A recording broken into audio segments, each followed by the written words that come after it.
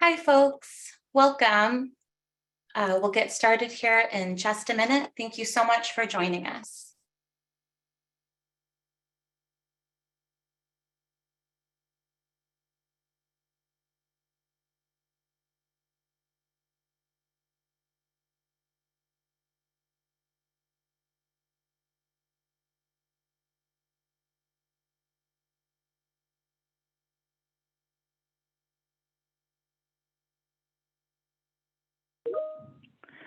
Hello, everyone. This is Miranda McGelly, just checking that you can hear me.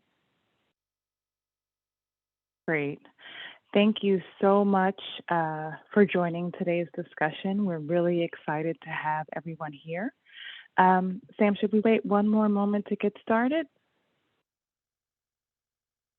I think we're good to go. We can hear you loud and clear, Miranda. Thank you. Okay, great. Thank you.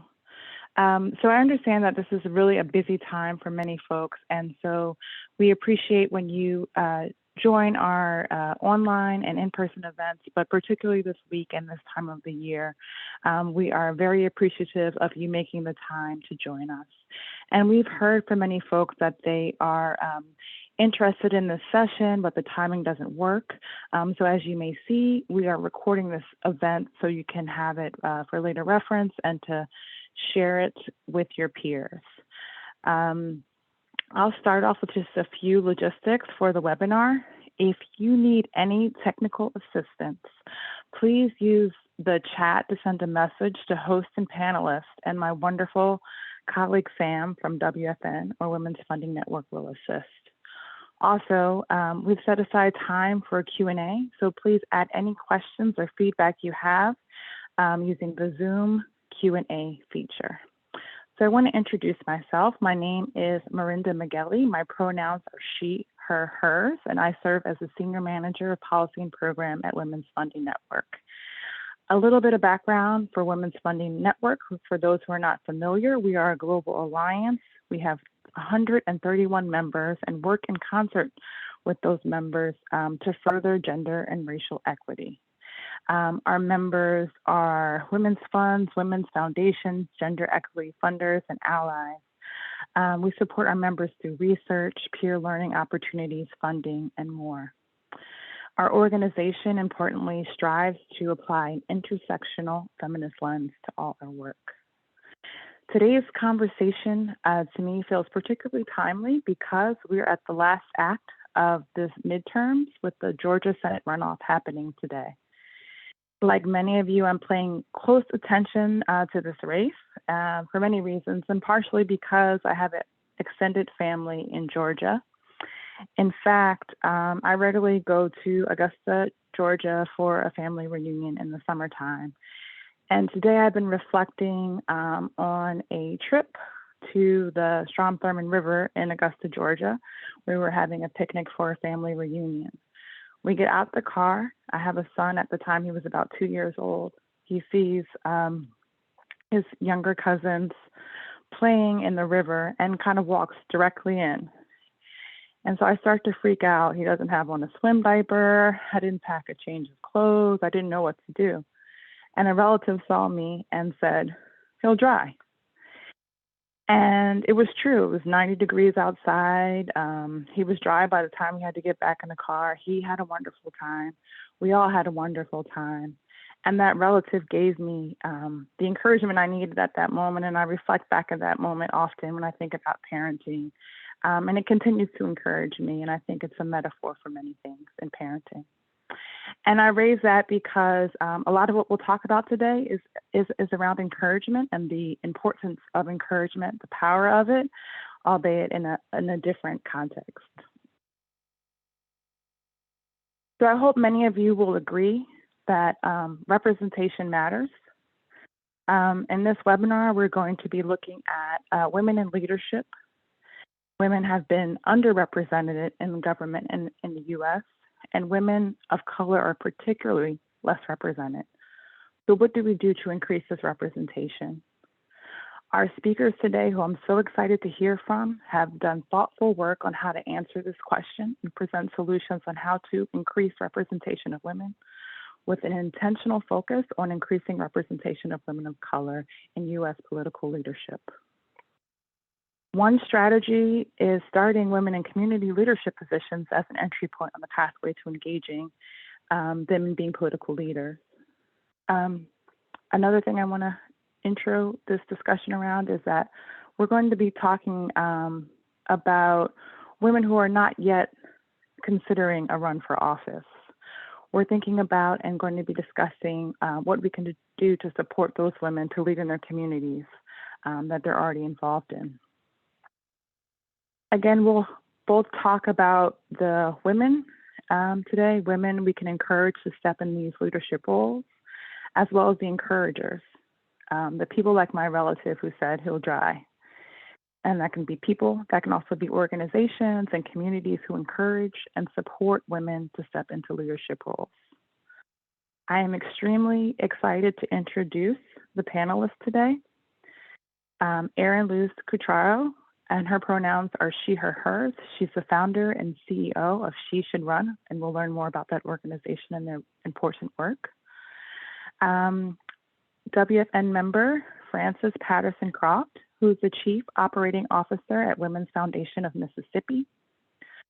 We'll also hear from Alicia Netherville, who's the principal of Acclivity Group, Fraser Robinson, who's the principal of the Breton Group, LLC, Amanda DeUlis, who's the Senior Program Manager of She Should Run.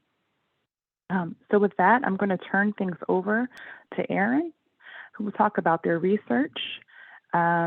She Should Run strategies to both encourage women and support encouragers, as well as a new tool.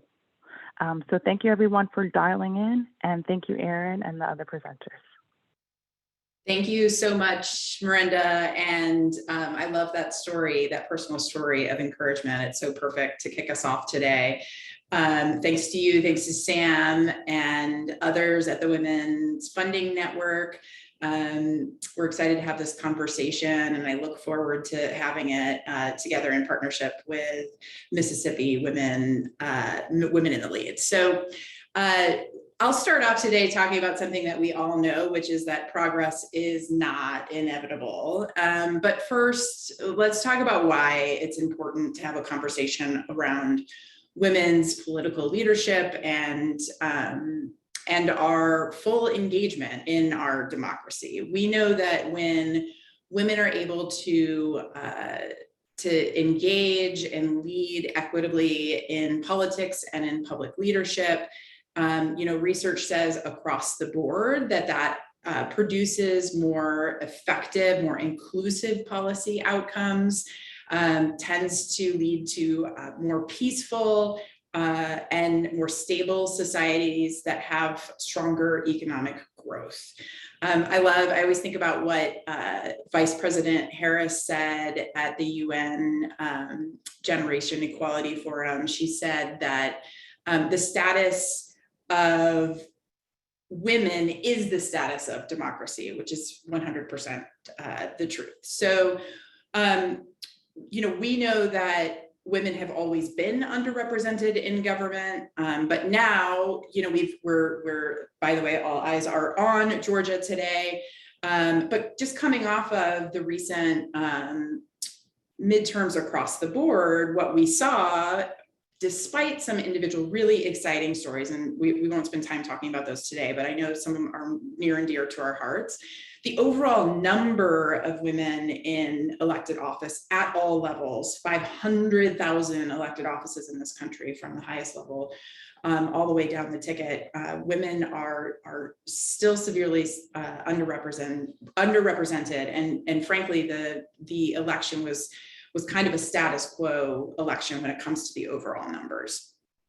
With that, though, let me tell you just a little bit about She Should Run, because I think we're going to get into some solutions that are pretty exciting for us to work together on. So we are a national nonpartisan organization, a 501c3. Our goal is to increase the number of women who see themselves as elected leaders. And I'll show you a funnel here, because it will help you kind of visualize where She Should Run fits. I'm a very visual person, and I use my hands all the time, which is kind of crazy for Zoom, but here we are. So in the sort of funnel of what it takes to make a candidate, many people think about and are very aware of the part of making a candidate where a woman is running. We know her name, we know her story, she's on the ballot. What they don't think about is the many steps that come before that, and how different those steps are, and what it takes to even get a woman to take that first step. So where She Should Run sits in this equation is very different than what we know of as a lot of traditional political organizations. Our target audience is focused on the woman who does not see herself in elected office. And in order to reach her, we have to think even wider than that. We have to think about the ecosystem that's out there that can support her to lead. So before I jump into the research, we're going to do just a quick activity here. I don't know how many of you all have used Slido. This is really easy. Amanda, thank you, Amanda, is going to pop a link here. You can access a poll that we'll take, and then you'll see results not attributed to an individual, but the collective result as a group. You can go to either, there's many ways you can do this. You can click on the link that's in the chat that Amanda put there, and put in the code that you see on the screen. You could also, if you're that person who just loves a good QR code, you can pop your camera right up there and the link will show up on your phone. You can do it on your phone. What will happen is a question will automatically populate here. And it always takes a second. So we'll leave this question up for just a minute, but I can see that there's two people already doing it. Good. I'm curious to know what challenges you have had as leaders, leaders in your communities, leaders in our country. What challenges have you had encouraging women to step into leadership roles in your state or community? What jumps to mind? It doesn't have to be the only challenge, but type of challenge, type a few challenges in there. And you will get to kind of see what folks are saying here. Work-life balance, no spare time, they don't have the qualifications, confidence, the cost, right? Not feeling experienced, not enough support, imposter syndrome, nobody's asking them. Yep, headache, they don't want to take the leap. Qualified, they don't see themselves as leaders. This is absolutely spot on. And I love that we're recording this. I love this tool too. I hope you all start using it. We have so much fun with it.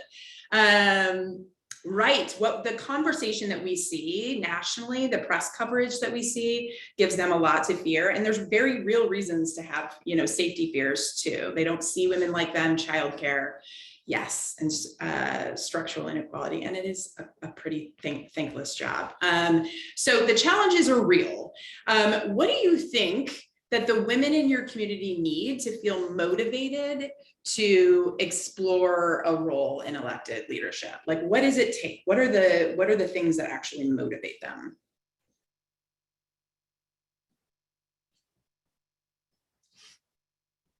I'm going to take a sip of my tea while I'm. Okay, great. Mentorship, yes. Financial support, encouragement, a connection to a problem. Support is real. Connection with the issues, yes. A champion, right? It's that person they can go to. Ongoing support. I love how much support I'm seeing here. Childcare, that is real. That is real. Great. So, there's some themes emerging. That's the other fun thing this poll does, is it starts counting things that they see often, is this idea of support in others, other women supporting them, other individuals. And I appreciate seeing childcare pop up so many times, and the money. Great. Well, look, with this, I so appreciate just getting your feedback. What I'll tell you is it is spot on with what we see in our research. Some of you are privy to the research that we did. We did 2 rounds of research. One looked at the motivators. The reason that we did research around the motivators of what it takes to encourage a woman to even consider elected office is because, believe it or not, that research did not exist. There's a ton of research on the barriers, And frankly, and someone pointed this out, the barriers are in our face all the time. They're talked about in the press. They're, lived experience. We know they exist. They are especially challenging for women, women of color, women from underrepresented populations. And so we wanted to dive into what is it that would motivate a woman in this crazy world that we're living in to actually see herself and see a role for herself in elected office. And I'm going to summarize this really quickly so I can get into a little bit more. And I'd love if any of you ever want more information on our research. We've made some of our findings public just recently, and we're always happy to have one-off conversations or group conversations about the deep dive on this, because it is deep and it's nuanced. We looked at we did a quantitative and qualitative study that looked at race and ethnicity and geography and political party and the cross-section and intersectionality that exists in the many ways that women experience our world. And, the major finding was that, just pop back to that slide one more time, is that the majority of the messaging that we have relied on collectively, widely as a field, assumes that this, you see the childhood dreamer, it assumes that somebody has it in them. It assumes that they've been encouraged in some way, and you just have to light that fire. The reality, though, is that the majority of women actually are not encouraged. They're not somebody who is born into either a political environment or a political family that's saying you should think about how to apply that to elected office. And instead, though, they're showing up and they're motivated because they have an issue that they care about and that they know they're not seeing themselves represented in elected office.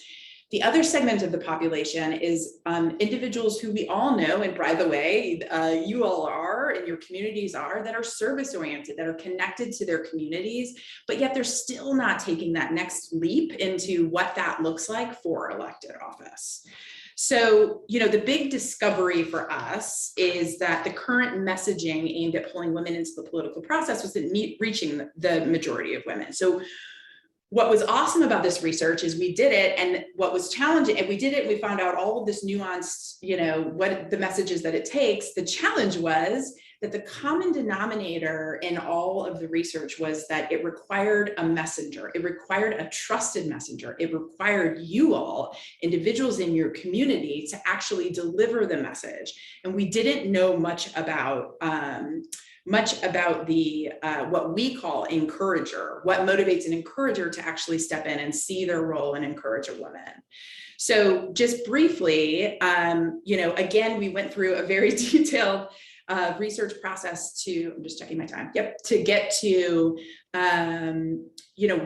what it takes to essentially build an encourager. And unsurprisingly, similar to the fact that the women that we want to encourage are not a monolith, the encouragers are not a monolith. And the way that they want to participate in the process looks very differently depending on who they are. I thought it was kind of fun. There's a whole different, a bunch of different ways we could take this research, but we found 3 distinct personas: the seed planter, the wayfinder, and the handholder. And this is just basically how in-depth somebody wants to get in the recruitment process. And I saw some of this even in your responses to the Slido poll. It's like the difference between, we know that women need encouragement, but some people want to go all in. They want to encourage from start to finish. Other people want just simple ways, a way that they can plant a seed with somebody. And so it's made us think really hard about that next step of what we actually build out, what tools we can build out for the encourager that will make a big difference. So for our curriculum, there are 2. Sheesh Run has established curriculum for audience, what we look at as audience 1, which is our primary audience, the woman that we want to see explore elected office. We'll talk some about that. I know that the amazing group of representatives and leaders from Mississippi who are going to talk about our power and purpose experience. That's one example of curriculum. That audience too, the ecosystem that supports the woman, is something that we're really stepping into deeply for the first time. So our first test, I'll tell you, just to give you an idea of where we're going to go with this as an organization.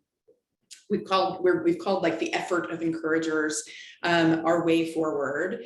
That's about building out the greater ecosystem. I have an ask for you all, and that is to engage with our very first test. One of the findings that we had from the research and from how we design these things is that you can't just design and assume it's like mission accomplished. You have to design and test things and see what people will use.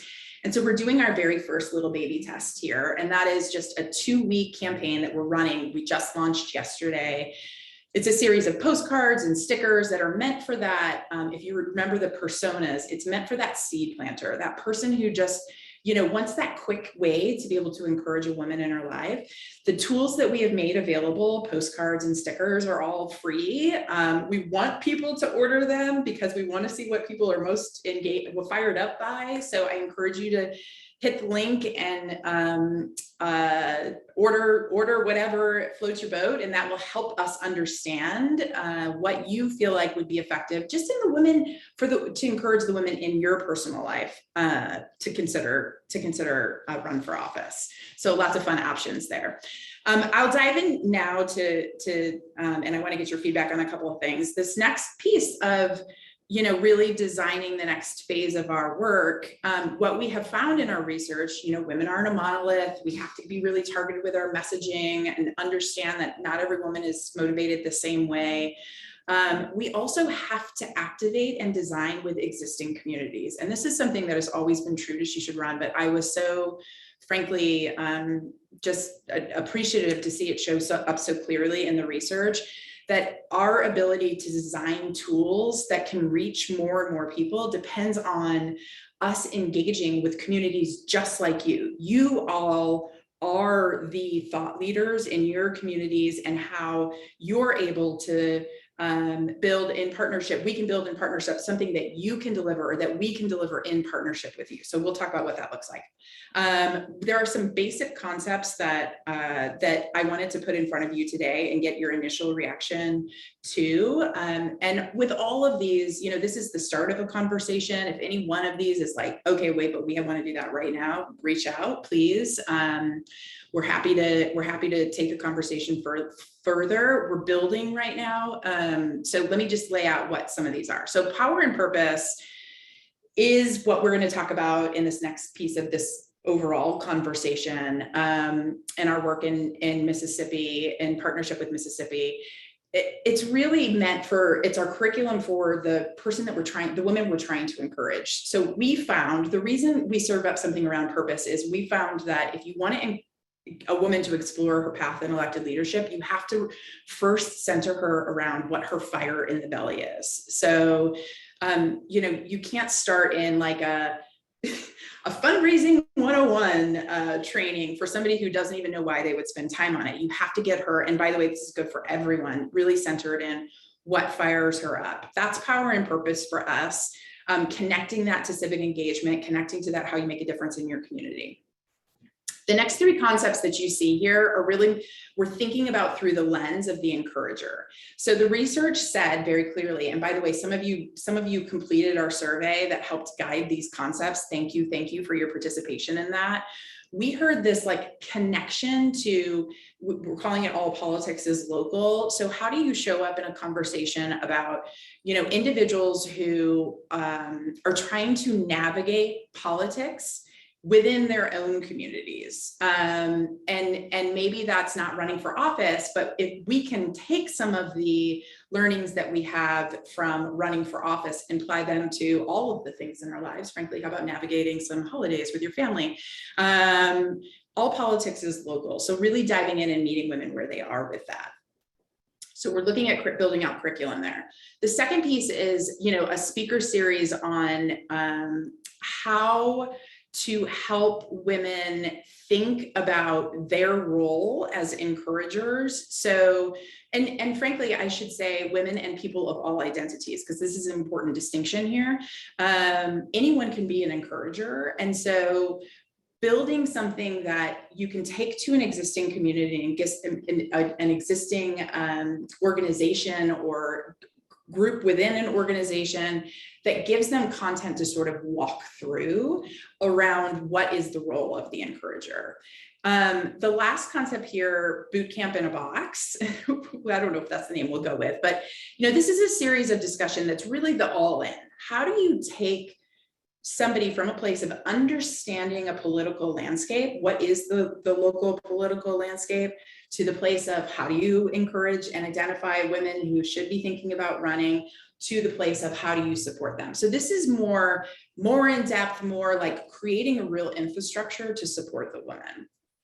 So you can kind of see, it's like the last three concepts here: meeting women where they are around whatever's political in their lives, kind of diving into more content on the second one, and the third one is more of an all-in. So with that, I just wanted to get a quick gut check from you all of which of these options. So back to your Slido, and it will automatically load if you still have it up, or if you don't, you can just go back to that link. Amanda can pop that link back in there. Which of these options do you think will be most exciting or relevant for your stakeholders? So like, as I was describing them, and don't worry, this is, we're just trying to get a gut check of what's feeling most relevant to the group right now. And because these are all pieces that we're going to be building out over time. I'm going to let this fill in for just a minute, and I'm checking my time. I have 30 seconds. Don't worry, I'm going to meet this deadline.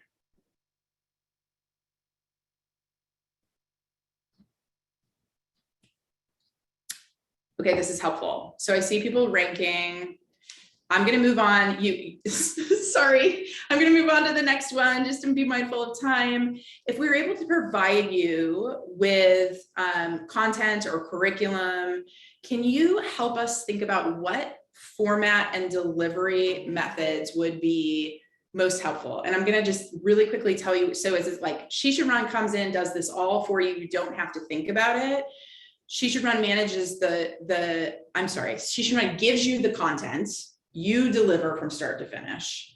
We facilitate and leave you with discussion to take the conversation further, or we give you the content to deliver yourselves. So the options here are: one, we manage the content from start to finish, or we facilitate and leave you with the discussion to take further, or we give you the content and you do it all yourself. Sorry, I made that a little confusing for you all. I'm sure that will drive my team crazy and skew the results, but this is one that we're toying with, and then I'll go ahead and flip us to the very last one, because I'm fascinated to hear this, and this is my close here. We are hearing from our community, I don't know if you're hearing the same thing, that people want all sorts of different ways of learning. They're like the podcast format, hearing something and then having a group discussion, video recordings, in person, some hybrid. I'm curious what's popping for you. We've heard a lot of people interested in this across the board, and it's really changed, frankly, since the beginning of the pandemic. And I know some folks are just zoomed out. I appreciate you all being here today, by the way. Okay, cool. That's helpful. With that, I will wrap. I will turn it over to the next group who will, our friends from Mississippi who are really going to dive into. And frankly, I just want to thank you all, because in many ways, our research was in development as we delivered curriculum with you all, and it was such a beautiful experience to see it come to life that way. And we really look at you all as like the inaugural encouragers, community encouragers. So thank you for that. Thank you so much, Erin. That was super informative. And as Erin mentioned, we're going to hear from our friends in Mississippi. They're going to talk a little bit more about community encouragers, their experience in the local level. So we'll hear from Alicia, Phaedra, Amanda, and Francis. Thank you for joining us.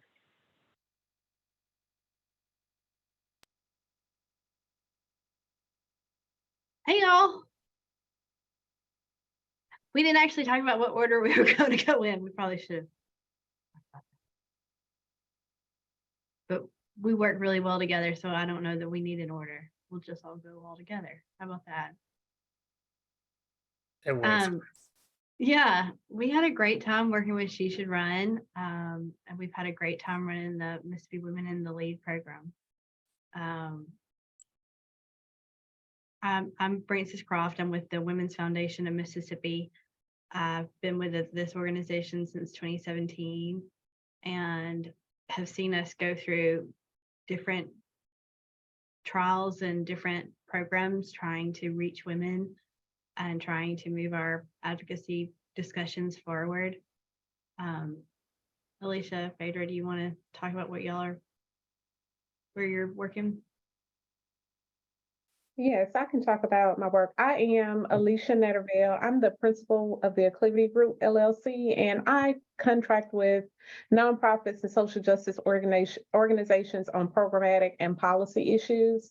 I worked with the Women's Foundation for many years. Back in the day when it was the Women's Fund, I was a board member. And I represent at the table of the Mississippi Women in the Lead, the Women's Foundation, the Mississippi Black Women's Roundtable, and One Voice. And I think we're going to talk about how the three organizations came to work together to create Mississippi Women in the Lead after our introductions. Good afternoon. I'm Phaedra Robinson, the principal with the Bratton Group. I am a consultant working with nonprofits and small business owners in Mississippi. I'm part of the development, implementation, and facilitation team for Mississippi Women in the Lead, and I have the pleasure of working with all of the nonprofits that are a part of this program. And I can jump in really quickly. I'm Amanda Diulis. I'm based out of Chicago. I really enjoyed working with the Mississippi Women in the Lead group. I'm the senior program manager at She Should Run, and I am going to be talking today a little bit about the experience we had with our Power and Purpose that we held in Mississippi a couple weeks ago. Amanda, did you want to go first then? Yeah, sure. I can go first. So thank you everyone so much for being here. I love talking about this when people are asking me, what's the best thing you've done since starting with She Should Run? I say it's working with this group and this event, because first of all, it was in person. Second of all, it was a really collaborative event. So like Erin said, we held our Power and Purpose workshop in Mississippi. It was a hybrid event, so it was in person and online. We had a total of 74 registrants. We had primarily people who were in person and a handful of people who joined us virtually. Our Power and Purpose program is guided by our facilitator. It's a workshop focused on barriers to entry into political leadership, identifying your strengths, values, identifying your network, discovering your why, connecting with your why to exploring public office potential. It's built through individual activities, group shareouts, networking, and network building. And so what went really well for this event, it was our inaugural event back in person since the start of the pandemic. We had a really great geographical diversity in the room from Mississippi. So while everyone had that collective baseline denominator of being a woman in Mississippi, there were a lot of different experiences that were brought in from the geographical locations. There was a really great, like I said, collaboration between the organizations. I really enjoyed working with Frances, Alicia, and Phaedra, and then getting to meet them in person and sort of piece the event together as some things came up during the day. It was a tailored approach to Mississippi women. That information came to us from my fellow panelists, and I think that it really helped connect the content with what we were talking about with our participants. We also found that women wanted to be disruptors.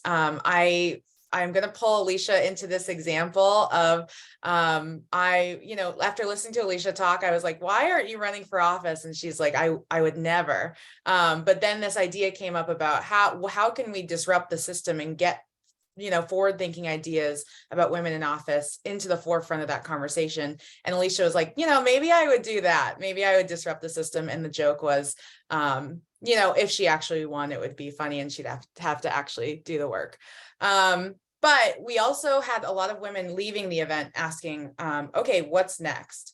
And I think that what we found is that there was a really clear split between women who, like Erin was saying, who are already encouraged, they're already motivated to go run for public office, explore their leadership potential. But there were also women in the room who were saying, I don't think I'm interested in running at this time. I don't know that I'm interested in running at all, but I still want to be involved. And we found that really clear distinction in women who could be encouragers, which is sort of where the research comes in, where all of these options that you were just voting on come in. And so things that could have been improved in this workshop, I think we'd love to have more survey participants. That was a collective thing we all noted. Having more interactive activities. A lot of women wanted to share out, so much so that those portions almost went over and sort of cut into activity time. But I think hearing the stories were so essential in making the content connect with not only women, Mississippi women, Black women who are the majority in the room. And so getting people to be able to share out stories that in that time is built into the workshop is something we want to consider moving forward. And then thinking about that what's next step, I think, Erin mentioned this as well, where, everyone in that room is encouragers, whether or not they're considering running or not. And so if we can capture that interest, we can get a wider pool of candidates who might consider their leadership potential or public office potential. And I think that that is a huge what's next step for She Should Run, and hopefully in partnership with the Mississippi women and potentially women from other groups as well. And what we learned is from our pre and post event surveys, when we're measuring sort of the qualitative metrics, there was definitely a growth in interest and willingness to run for political office. So that's something we measure. Definitely a growth in leadership skills. And then something that's most relevant to this conversation is interest in supporting other women running for office. There was an uptick in that as well. So people are interested, people had information leaving the event, and there's a willingness to encourage the other women in their lives and the connections that they're making to explore public leadership, public office. So yeah, that was kind of all the things we learned. I may have gone over my 5 minutes, but I want to open up the floor to Alicia and Francis and Phaedra for your experiences as well. Yeah, thank you, Amanda. I'll just give a brief overview of what Mississippi Women in the Lead is and how it came to be. And then it will explain why we had diversity in not just race, but also geography in the room. So as I mentioned earlier, I represent the Women's Foundation, Mississippi Black Women's Roundtable, and One Voice Mississippi on this project. We all, 4 organizations in Mississippi received grants to do a leadership program for women to run for state office. I was contracted with the Mississippi Women's Foundation and the Mississippi Black Women's Roundtable to implement their individual programs. I saw an opportunity to increase our reach in diversity and geography if the organizations partnered together. I pitched that to the directors, and they were excited about working together to implement this program. So the Mississippi Women's Black Roundtable specifically focuses on helping Black women develop their leadership skills, while the Women's Foundation works with all women to Black, white, to increase their leadership skills. One thing that stuck out to us and that resonated with us is that oftentimes we have women who are on the grassroots level left out of leadership positions, whether it be political, whether it be policy, whether it be supporting other women. That's where the Black Women's Roundtable comes in with the women that they support, the network that they have. We were able to bring those networks together from all 3 organizations, and all 3 organizations have existing leadership programs. So we were able to bring all of those programs together to create Mississippi Women in the Lead. So we had an overwhelming response to our application process. We had to narrow that down to 10 based on funding. We do currently have 9 participants, and we have participants across the state, from the top of our state to the bottom of our state in our program. And we do have diversity in race. So one thing that we are intentional about with the Mississippi Women in the Lead is making sure that we have women with lived experiences as it relates to the policies that impact women, that impact women in rural areas, that impact Black women. And we also wanted the women to learn from each other. So we wanted women who live in Jackson to learn from women who live on the coast or who live in the Delta. We wanted Black women to learn from white women and white women to learn from Black women. And one thing that did happen at the She Should Run event that is continuous in MWL is that we consistently talk about the racial and gender intersectionality and how that impacts politics in Mississippi. So I think that was well needed and well received at the She Should Run event. Yeah, thank you, Alicia. I think that's right at the heart of it is, you know, we always say at the Women's Foundation, we throw spaghetti at the wall. We're happy to try anything as long as we're doing it with candor and integrity. And there sometimes is a lack of candor and integrity in some of these situations in Mississippi that I see. And so going into a space where we are not just up for the hard conversations, but happy to have them, eager to have them, and plan for them right up front, it's really exciting. And I think certainly it's why I get excited to any day we have one of these Mississippi Women in the Lead retreats. It's really exciting. The structure is it's a 9-month program, so it goes from August to April. And so this cohort of women have done retreats where they've received training in all sorts of things related to policy advocacy, so that they're not just getting kind of like what Miranda was telling me, they're not just jumping into the, you know, let's talk about how to file your finance paperwork on day one, but actually talking about all the things that get in the way and all the things that are barriers to policy advocacy and running for office and engaging in politics at any level, which is what the Women's Foundation was doing before with our Women's Policy Institute, but really lifting the lid of the car hood and getting down into the deep down dirty. And so this Mississippi Women in the Lead is also doing with the 3 organizations working with these women. But the goal of the She Should Run partnership with this Power and Purpose workshop was, you know, so here we've got these 9 women going through these retreats for all these months and then pairing up with other community partners and working on advocacy projects all from January through April, which is when our Mississippi legislative session is in Jackson.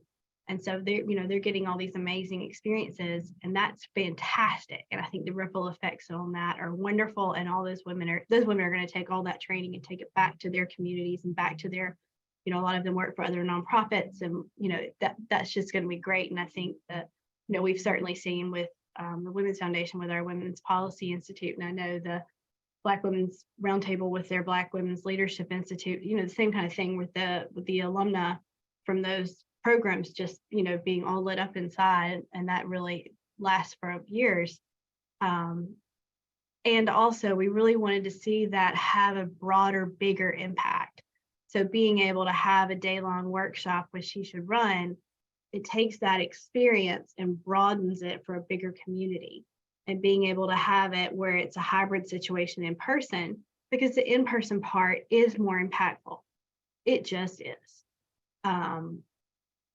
You know, we all sometimes have the best intention on a Zoom, but it's very easy to get distracted. And it's also much more challenging to build trust and have hard conversations. You know, we all know the tricks these days, thanks 2020. But having the hybrid allows people in Mississippi and, you know, other states I know have the same issue. You know, we have a huge rural population, and also it's 4 hours for some people to drive to Jackson. It's just not practical. And then also if you have a childcare situation or a work situation, it's just not practical to be in person. And so this way you don't lose out on it. But it's still live. So you're still getting to ask questions in person, and you're still getting to be part of it as much as you can be. So that didn't leave anybody out. And we've just had some good luck with doing some broader trainings like that. So it can be a little tricky in the room, but as long as you just decide that you're going to just go with it and just eat the technical difficulties, and everybody's going to be fine. That was good. So I appreciate that She Should Run had not done anything like that before, but they were willing to take a risk and just go with us on that. So I didn't talk too much. Phaedra? Sure. I would just like to add that Alicia and I developed this curriculum with intentionality. We worked with the stakeholders in order to make this a very engaging, very hands-on, well-rounded program, because as you saw in the poll, ladies have a lot of reasons for not stepping into the political arena, and Mississippi is a very unique place, as I'm sure everybody think their state is. But there are a lot of layers here. And so we have to be very intentional about the intersectionality of race and gender, because we cannot allow these ladies that we're working with to think that, this is work in a vacuum, because it's not. And so She Should Run, I think, did a very good job of allowing that topic to be discussed, and being very amenable to change on the spot as people wanted to engage and wanted to be a lot more talkative than they expected around these issues. But it's important because they were getting so much valuable information from each other as we discussed the various topics that were raised throughout the training. We want to do more of that. We need to see more of that, because there are so many women who walked out of their training saying, there's somebody they wanted to bring, somebody else that needed that level of exposure. And we have to figure out a way to do it. As we know, when women lead, things are a lot different, and we see a much greater impact. And because things are so divisive right now, we need more women to step in and to bring peace and more negotiation. And so I think programs like this are critical in order to make that happen, because we do need the training, we do need the support, and we do need to figure out ways that we can provide those things for women who are considering running for office, or even just being more of an advocate in a space that they've not occupied before. I was really happy the way She Should Run. When I first called them, it was, gosh, at this point, almost 2 years ago, and said, will you just come to Mississippi? Just come and talk about your work in Mississippi. And so, being willing to just keep trying new things, kind of like what y'all are talking about coming to Mississippi while you were still doing the research. And I think that is, what Phaedra said about that we need so many more programs like this. And I think as women too, we want to do programs, we want to do them so well, and we want them to be, sometimes I think that perfection business gets in the way, and it doesn't have to be perfect, as long as it's truthful and it's anyway, I just wonder sometimes if that gets in the way of some of our programs. It's like, just get them together and just talk about it, just try something. And if it's not perfect, that's okay. You can learn from that and do it slightly differently or better next time. But just, get the women together and see what happens.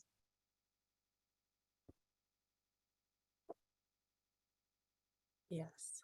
I think, are we at time for the Q&A? Yeah, so we can open up things for questions, but Amanda, if you had a comment, please go ahead and share. And while you're sharing your comment, then we can have folks enter their questions in the Q&A. Yeah, my last comment was just, I don't think this event would have been as successful without partners like Francis, Alicia, and Phaedra. Like the collaboration and the meetings we had and the flexibility. And I think that really I can attribute the success of the event to. And I think that's just something that was very unique to this event. That's my last comment. Thank you, Amanda, for that comment, and thank you, everyone, for sharing and for your work in Mississippi. It's really inspiring. So again, we ask that participants listening in, please go ahead and drop your questions in the Q&A box. If you're having any technical issues, feel free to reach out as well. And I just want to kick things off with a question for the group. We can talk a little bit about some of the challenges and successes coming out of this event. And I appreciate the candor and the discussion up until this point, the discussion around, not letting perfection be the enemy of good. But if there's sort of more you can talk about it in terms of challenges and successes, I think that would be helpful for folks listening in.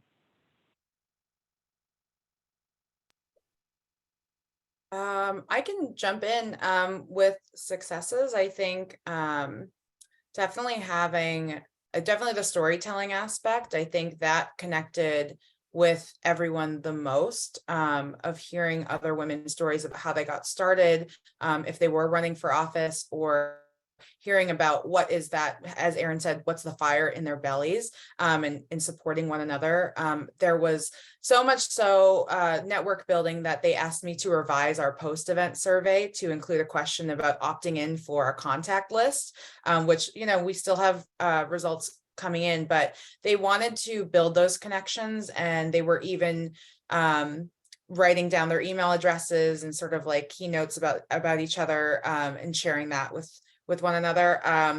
I think that as we went along in the event, the hybrid felt a little bit more settled. So I think there was a disconnect between the in-person group and then the people who were online. But I think Frances did a really good job of asking everyone to introduce their names and repeat questions if we needed things. And we made time to bring virtual folks into the conversation as well.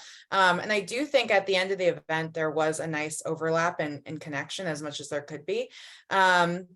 And what could have been improved? I just say more survey participants. Like, we're always collecting data and finding ways to capture that at the end of a long day of workshop, I think can be challenging. And then having that what's next step. I think, like, if we were to have these encourager options ready to go, I think there would be so much engagement, because people were very excited and asking a lot of the questions of what's next, what can we do? Thank you. Does anyone else want to speak to that? Challenges and successes? I think one of the successes that's very local, that probably should have happened before, but the She Should Run event made this possible, where there have been instances where some women felt like women's groups or other women didn't support them when they ran for office. And so a woman who had run for office was able to talk about that in the group. And there were some women who were a part of a women's group in Mississippi that supported a male candidate in her race. And again, with the She Should Run structure being flexible, we were actually able to probably not spend the amount of time that needs to be spent on it, but we were actually able to spend time to talk about how to get women to support women when it's clear that they're not supporting each other for whatever reason. So I think that was a success, because we were in that space. Then the people were able to actually talk about that, and probably, I'm sure, never talked about it before. Yeah. And I would echo what Alicia said and add to that. This gave us an opportunity to create a safe space for women to really be honest about things they feel challenged by when considering running for political office. So often we want to give the appearance of being, strong and engaged, but we do have fears, we do have concerns, and women were able to really open up in a way that I don't think they can in other spaces, and talk about what they are, and to see that they were not alone, that there are other women who feel the exact same way and who are struggling with those same issues, although they might live in a rural community in the Delta and the other lady might have been on the Gulf Coast. Their concerns and their issues were the same. And that gave them an opportunity to give voice to that and to really hear from other women and give feedback on ways that it can be addressed. So I thought that was critically important and a huge success of the day. I agree And so much. Sorry. So I'm sorry, Frances. It speaks a lot to the three different organizations. As consultants, Phaedra and I wanted to be perfect. We want to deliver for our clients. So that's why we always have Francis in the rear saying, it's okay. If it's a little messy, we'll clean it up. If the milk spills out the cup, we got some more milk, we can just wipe it up and put it back in. So, the 3 organizations, having been involved in this work, having been on the ground in the work, having done these, similar leadership programs before, the flexibility of working with them has been amazing. And, calm down my type A personality, which makes it easier for our participants to actually feel like they're in a safe space and like we can share, because we are intentional about solving real problems for them if we can. Like, for example, we did have someone, they did the She Should Run workbooks about thinking about running for office and sure about running for office. And we actually had campaign strategists read their homework and grade their homework and give them input and advice. So we do want it to be real. We do want it to be messy. We've even explained all of the messiness at the state capitol because they'll be there in January with their respective internships. So I'm grateful to be working with these 3 organizations that just let me keep it real and with all the messiness and everything. Yeah, I was just going to speak to the fact that inherent in all of this, if you decide to run for office, you make yourself very vulnerable. You are saying, I want this, which is, you've just put yourself out there to get smacked down. So that's a very vulnerable thing to me to do. And then putting yourself in the space of, I'm going to go to a She Should Run workshop. The way that we marketed it, I wondered about that. We marketed it as a come explore your political leadership potential. So I wonder if in the future we could even market it a little bit wider to, how do you feel about women running for office? Are you in favor of that? Come to our event. And so I think there's even an opportunity to widen that a little bit, but within the space, doing everything you can to make it a place where people feel okay to be vulnerable. And I think that's what kind of the magic dust is, that it's hard to cultivate. I don't know that everybody's super comfortable with it. And it's very hard to cultivate on Zoom. But I do think that, within this Mississippi Women in the Lead, within our cohort of 9, and then I think kind of within this larger 75-person workshop we were able to do, so they did feel a little bit cracked open to be able to think about their why am I fired up? Is it because of, things in the news? Is it because of something about women's health care? Is it something in my local community? Is it education? Is it, something I've wanted to do as a kid and then was shoved down out of me? Like, whatever my why is. And because if they don't have that, then that's the thing that I think speaks so much to me, is that if you don't have that, then you're going to get burned out. And so I think that base level of vulnerability, knowing what you're asking these people to bring to the table, that's a lot. That's a lot to ask of people. And so making it a setting where they feel like they can really be their true, authentic, vulnerable self, that's a real honor that they would trust us with that. And so I, was just so pleased, first of all, that people came. I always have that deep down fear of having a party and nobody came to my party. I don't know what that says, but so yay that people came. That shows that there's a hunger and a need and an appetite for this kind of training. And I know it's not just for Mississippi. So if it is the kind of thing that other members of the Women's Funding Network are interested in picking up, I think that would just be amazing.